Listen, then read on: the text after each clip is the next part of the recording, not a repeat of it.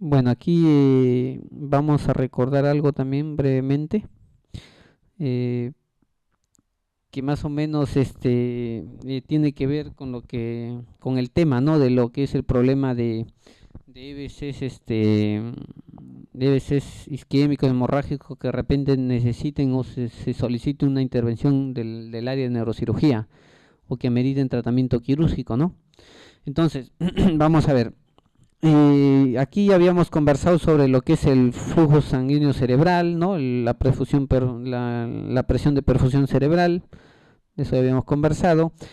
También habíamos conversado de la presión intracraneal y hemos hablado del volumen del líquido cefalorraquídeo, del volumen sanguíneo, ¿de acuerdo? Y también habíamos hablado de lo que es el volumen del encéfalo. Aquí también es para recordar que el líquido cefalorraquídeo puede inclusive aumentar su absorción hasta un 90% para ayudar a regular ese problema que les había dicho del volumen dentro del cráneo. Y la sangre pues puede aumentar o disminuir hasta un 40%, ¿de acuerdo? Pero el tejido encefálico es mínimamente compresible. Entonces el tejido encefálico es el que es dañado, pues, ¿no? Con mayor preponderancia. Entonces el encéfalo, ahí como pueden ver ustedes, tiene de 100 a 150 mililitros de nuevo volumen intracraneal que puede modificarse. Es decir, que puede entrar, formarse un hematoma y de repente podría soportar hasta 150 mililitros poquito a poquito con todos los demás antes de que de repente aumente bárbaramente su presión intracraneal, ¿no? Pero pasa ese volumen y de ahí se dispara y produce una presión intracraneal bárbara y puede, por ejemplo, el paciente enclavarse, ¿no? Entonces, ¿por qué tocar este tema de presión intracraneal en este tema del EBC isquémico hemorrágico? Es porque si está alterada la presión intracraneal en un EBC isquémico hemorrágico, ahí viene que debe actuar el área de neurocirugía, ¿no? Si decide operarlo o no. Entonces, por eso, porque de repente si aumenta la presión intracraneal, va a aumentar lo que se conoce como el síndrome de hipertensión endocraniana. Entonces va a meritar un tratamiento probablemente quirúrgico, ¿no? Entonces ya sabemos que agotados los mecanismos, como hemos comenzado, prácticamente va de manera abrupta, va a eliminarse va a aumentar rápidamente la presión intracraneal, porque se agotó ese espacio. Es decir, hay un cambio mínimo dentro de los valores que hemos dicho, puede soportar un poco y una vez que soportó ese poco, va a llegar a un punto donde va a tener un cambio, una elevación de la presión intracraneal de manera exponencial. ¿Por qué? Porque se agotó el poco volumen. ¿De acuerdo? Eso está referido, por ejemplo, con los ancianos. Los ancianos pueden tener un hematoma subdural, etcétera, o hematoma epidural, y ellos sintomatología al comienzo no lo presentan muy bien. ¿Por qué? Porque hay atrofia cerebral, ha disminuido el cerebro, etcétera, de volumen, entonces varía un poco, ayuda. Entonces, por eso, ¿de acuerdo? Entonces, la presión intracraneal, cuando excede los 20-25 milímetros de mercurio, ya estamos hablando que se va a asociar a mayor pronóstico, ¿no? En estos pacientes que tengan EBCs isquémicos hemorrágicos, ¿de acuerdo? Entonces, esos valores que ya hemos conversado y todo proceso que haga que el flujo sanguíneo cerebral disminuya, entonces va a alterar, ¿no? Y así es donde aparece lo que se le llama la hipertensión endocraniana, que simplemente es cuando la presión intracraneal, que lo logramos medir con el monitor PIC, entonces con eso ya sabemos que tiene una hipertensión endocraniana, ¿de acuerdo? Con esos valores que hemos conversado. También debemos saber que cuando hay ese problema de la síndrome de hipertensión endocraniana va a aparecer múltiples problemas. Por ejemplo, uno de ellos es el problema de la tendencia a la herniación, ¿de acuerdo? Disminuye la presión de perfusión cerebral, ¿no? ¿De acuerdo? Y una vez que disminuye la presión de perfusión cerebral, también va a haber el problema de isquemia. O sea, un EBC isquémico o un EBC hemorrágico que aumente su presión intracraneal va a hacer que disminuya su flujo, su presión de perfusión cerebral y va a contribuir a mayor isquemia. Por eso es que no nos parece raro que generalmente pacientes que vienen, por ejemplo, con un EBC isquémico o un EBC hemorrágico o inclusive a veces extrapolándolo a un TEC con hematoma epidural o subdural, de un momento a otro a veces hacen eventos isquémicos. ¿Por qué? Por ese mismo. porque eleva hay alteración de la presión intracraneal, disminuye la presión de flujo, disminuye el flujo sanguíneo cerebral y por lo tanto va a producir eventos de isquemia. ¿De acuerdo? Entonces ya tenemos que esta disminución ¿no? va a determinar una buena o mala evolución. El síndrome de hipertensión intracraneana entonces va a ser cefalea, vómitos, alteración del nivel de conciencia, de acuerdo, edema de papila. Los últimos estudios han descubierto que bueno, el edema de papila aparece posterior a todo lo demás, a lo primero. Lo primero es cefaleas, alteración del estado de conciencia y vómitos, ¿de acuerdo? Y el síndrome de hipertensión intracraneana moderada o avanzada con compromiso del flujo sanguíneo cerebral, ¿no? En estos casos, hasta en un 30% de casos se presenta esta triada, ¿de acuerdo? La triada de Cushing, que es la hipertensión arterial, que es lo que más ocurre, bradicardia y alteración del ritmo. Esto de acá nos ayuda, ¿por qué? Porque nos ayuda en el manejo, ¿por qué? Porque saber de esta fisiopatología nos ayuda a entender lo que está pasando el paciente. Tú puedes tener el paciente en UCI o en RCP monitorizado cuando el paciente está de repente con presión baja, pero de repente empieza a tener presiones altas. Empieza a tener tú lo estás manejando con manitol, ¿no? Y si no puedes con manitol, generalmente a veces se utiliza solución hipertónica. Como hemos visto en el TEC, ¿no? Si está con presión baja ya no utiliza manitol y le pone solución hipertónica. Entonces, si lo tiene el paciente que tenía presión baja y de un momento a otro empieza a subir su presión y llega a 180, 90, 180, 100 y cualquiera dice, no, está bien su presión, estamos bien, hay que bajarle un poquito la presión. No, no es eso, simplemente que, y si adicionalmente a eso está apareciendo la bradicardia, o sea, ahí tú tienes síndrome de hipertensión intracraneana y estás teniendo un síndrome de Cushing, ¿no? De ahí te das cuenta de la alteración del ritmo respiratorio y es característico. ¿De acuerdo? Entonces, todo esto de acá es lo que produce el síndrome de hipertensión intracraneana. Y en cuanto a EBCs isquémicos y hemorrágicos, aquí tenemos que nosotros podemos tener ruptura de aneurismas, ¿no? En EBCs hemorrágicos, ¿de acuerdo? También va a haber en los EBCs isquémicos, que vamos a ver, por ejemplo, en EBC maligno, también puede aumentar la presión intracraneal. ¿De acuerdo? Entonces aquí en un EBC hemorrágico, como sabemos, aquí tiene la circulación, ¿no? Ya sabemos que el líquido cefalorraquídeo se va a elaborar aquí en los plexos coroideos, ¿no? De los plexos coroideos que se encuentran en los 4 ventrículos, ¿no? Ventrículos laterales, ventrículo, tercer ventrículo y cuarto ventrículo, elaboran el líquido cefalorraquídeo pasa por el agujero de Monro, pasa lo que es del conducto de Silvio, ¿no es cierto? Y pasa lo que es el cuarto ventrículo, de aquí sale por el agujero de Monro, de Luschke-Mehendé, ¿no? De Luschke-Mehendé. Entonces, esto de acá pasa ¿dónde? Pasa lo que es las cisternas, ¿de acuerdo? Baña lo que es el sistema perimedular, regresa y sube, y regresa y es absorbido por lo que es el sistema venoso, ¿de acuerdo? Entonces, cualquier derrame EBC hemorrágico que ocurra y que haya una cantidad de, ya sea por ruptura de aneurisma, ya sea por algún otro evento, una malformación arteriovenosa y haya contenido de sangre aquí en estas zonas, va a generar como EBC hemorrágico quizás una hidrocefalia, va a obstruir esto, entonces va a meritar un tratamiento quirúrgico. Muchas veces hay pacientes que tienen bastante en las tomografías con sangrado y lo único que puede apoyar en el área de neurocirugía es ponerle un drenaje ventricular externo para drenar un poco ese sangrado. Entonces eso ayuda al paciente a despertar, ¿de acuerdo? Y a mejorar su condición.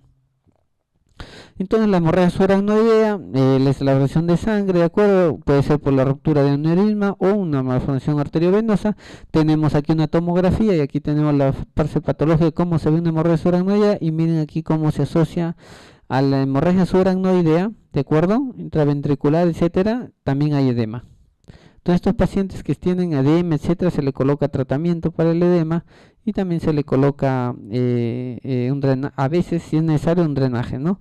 Y aquí está una malformación arteriovenosa, cómo vienen presentados y cómo la ruptura provoca una hemorragia subaracnoidea, que es un hemorragia que amerita tratamiento a veces quirúrgico. Toda malformación arteriovenosa debe ser chequeada por un neurocirujano para decir si lo interviene o no.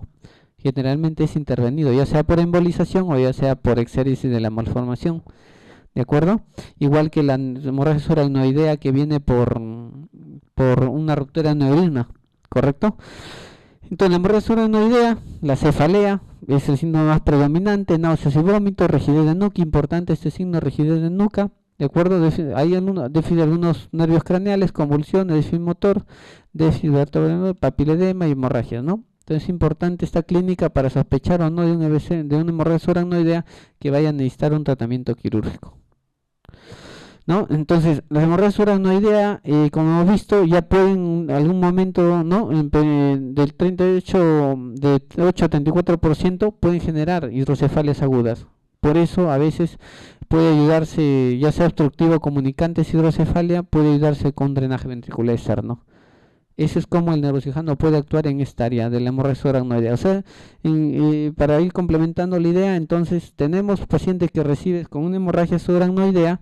Lo primero que tienes que hacer es sospechar, o es una ruptura de aneurisma, o es de repente una ruptura de una malformación arteriovenosa, y por lo tanto empezar el tratamiento, si hay edema, no hay edema para eso, y también hacer la intervención de cirujano para ver la decisión si se le opera o no. ¿Por qué? Porque de acuerdo a eso se le va a pedir que una tomografía adicional, de repente una resonancia magnética, una angioresonancia, una angiografía, para definir o no cuál es el problema de fondo, ¿de acuerdo? Entonces, ya vimos que la hemorragia subaracnoidea, la hemorragia subaracnoidea produce la hidrocefalia, ¿de acuerdo? Ahora, el otro evento que es el EBC isquémico. El EBC isquémico, que es el infarto cerebral, que uno de los EBC isquémicos que llega a denominarse como infarto cerebral maligno, ¿no? Que es prácticamente aquel que hay isquemia de la arteria cerebral media, ¿no? Esta arteria cerebral media presenta prácticamente, cuando hay isquemia, una mortalidad del 80%. ¿Y por qué? Porque prácticamente el edema cerebral citotóxico, como hemos dicho, que va a ocurrir en los EBC isquémicos, va a hacer que aumente la presión, va a hacer que aumente el edema y va a hacer que haya fenómenos de herniación en 2 a 5 días, ¿no? De ocurrido el evento, si no se le trata. El edema citotóxico, como he mencionado, es el que predomina. Y para hablar algo más aquí en el edema citotóxico, para no olvidarnos, poner la idea es que el edema citotóxico se presenta en este acá, no es nada más y nada menos, es el edema que ocurre intracelular. ¿Por qué? Porque la célula que nosotros, que es las neuronas, las neuronas a nivel del sistema nervioso central, prácticamente su alimentación es glucosa. Y glucosa con oxígeno. Y estas zonas que son isquémicas no les llega perfusión, no les llega sangre, no les llega oxígeno. Por lo tanto, estas células que prácticamente son las que se mantienen vivas con el ATP que prácticamente es elaborada en la célula gracias al oxígeno, gracias a la glucosa. Como no llega perfusión, entonces prácticamente el ATP no funciona. Y como no se elabora ATP o se elabora muy poco, por la vía de la vía anaerobia, que es el ácido láctico, se elabora muy poco, entonces no se genera suficiente ATP y empieza a haber un problema en cuanto al control de la célula. Entonces la célula ya no funciona bien las membranas, ya no funciona bien el retículo plasmático, nada. Entonces prácticamente la bomba de sodio, potasio, ATPasa, que es la principal de la membrana plasmática de las células, que permiten la salida de sodio, potasio, etcétera, pues se llama sodio ATPasa, ¿de acuerdo? La bomba de sodio ATPasa. Entonces ese balance que hace de prácticamente colocar sodio, ingresar, ¿no?, sodio y sacar potasio, entonces prácticamente no funciona. Y como no funciona, va a ser que en lugar de sacar sodio, el sodio se va a estar acumulando adentro. Y ustedes saben que una solución donde haya mucho sodio jala agua. Entonces, como si esto fuera una célula, el sodio se va a quedar acá. Y como se va a quedar acá, entonces va a jalar agua de afuera y entonces va a producir un edema intracelular. Eso debe lo contrario de lo que es el edema vasogénico, ¿de acuerdo? Donde la barrera hematoencefálica es la dañada. Entonces, en este EBC isquémico, como algún otro EBC isquémico, ¿no?, y en especial en EBC, aquí en el maligno, por el hecho de ser bastante el área afectada, prácticamente aumenta el edema citotóxico. Y después del edema citotóxico también se añade lo que es el edema vasogénico, pues. Pero aumenta tanto el edema que prácticamente lo que pasa aquí es que edema bastante, desviación de la línea media, como ustedes ven, y también muchas veces hipertensión intracraniana, ¿no?, que empieza, y después a veces inclusive paro, ¿no? Entonces, el tratamiento de este paciente, como lo vamos a ver aquí, aquí por si acaso es arteria cerebral media y también ha sido afectada cierta región de la arteria cerebral anterior, ¿correcto? Entonces, y aquí más cerca para que puedan ver cómo aquí ha sido lesionado la arteria cerebral media, todo esto. Entonces, un EBC isquémico de la arteria cerebral media va a tender a hacer lo que se llama el EBC maligno. ¿De acuerdo? El maligno. ¿Por qué? Porque aumenta tanto el edema que prácticamente no hay cómo contener este hinchazón del cerebro. Lo único que queda muchas veces es hacer, a veces, cuando aumenta mucho, ¿de acuerdo? Se hace lo que se llama una craniectomía descompresiva. Prácticamente, y el tamaño del diámetro de la craniectomía descompresiva es esto, ¿no? 12 por 12, ¿no? Que abarque frontal, parietal, temporal, ¿no? Y el huesito, la craniotomía que se realiza, se le guarda pues, ¿no? en la parte del abdomen y después 1 o 3 meses después se lo vuelve a instalar. Entonces, este es el EBC isquémico, ¿de acuerdo? Se le saca aquí un hueso más o menos de este tamaño hasta este tamaño, se le retira esta placa, ¿no? Y se lo guarda. Entonces eso ayuda para que el edema sea compensado y disminuya la presión intracraneal y el paciente no se enclave. Y como podemos ver aquí, acá hay por ejemplo un paciente que ha tenido un EBC isquémico, fíjense aquí, y lo que se ha hecho es una craniectomía descompresiva. Se le ha sacado un pedazo de hueso aquí, un pedazo, ¿no? Toda esta placa ósea se le ha sacado de 12 por 10 más o menos, ¿de acuerdo? Y el paciente, el edema que tenía aquí se ha ido solucionando poco a poco, ¿de acuerdo? Y ha podido tolerar, ¿no? Y ha sido, después se ha vuelto a colocar la placa y paciente, ¿no? Ahora, complicaciones, puede haber hematomas subdurales, epidurales y gromas uranoideos en estos pacientes, ¿de acuerdo? Y esto de aquí anoto, ¿por qué? Porque aparte de lo que es la hemorragia subaracnoidea, que habíamos estado conversando, el tema era también, bueno, está enmarcado lo que es el hematoma isquémico, ¿no? Y hemorrágico. En cuanto al isquémico hemorrágico, el isquémico ya lo vimos, la hemorragia subaracnoidea ya lo vimos, el intraparenquimal, cuando el paciente tenga con hematomas intraparenquimales, igualito. Aumenta la presión intracraneal, si es tolerable, se le trata con tratamiento médico, manitol, etcétera. Si no es tolerable, ya se le tiene que hacer una craniectomía descompresiva, ¿no? También hay que tener en cuenta la fisiopatología, ¿no? Si el paciente ha hecho un EBC hemorrágico porque es hipertenso, entonces hay que tener mucho cuidado con esa presión arterial, ¿de acuerdo? También está lo que es el hematoma subdural. Por ejemplo, hay pacientes que vienen con un EBC hemorrágico, por ejemplo, este de acá tiene tendencia al aspecto a ser un poquito subagudo o quizás hasta crónico, por el aspecto que tiene. Pero son pacientes que tienen hipertensión. Entonces, por la hipertensión generalmente se rompen algunos vasitos fuente aquí y empiezan a hacer hematomas. ¿De acuerdo? Estos hematomas empiezan a sangrar y entonces el tratamiento es quirúrgico. ¿De acuerdo? Y como corolario de este tema, siempre es bueno saber lo que les había dicho al comienzo, que todo paciente que sea atendido o referido a una institución tiene que darse cuenta bien la historia. No porque el paciente, por ejemplo, adulto mayor de 75 años se le encontró tirado en el piso con un chichón en la cabeza y digamos no de frente STEC, no.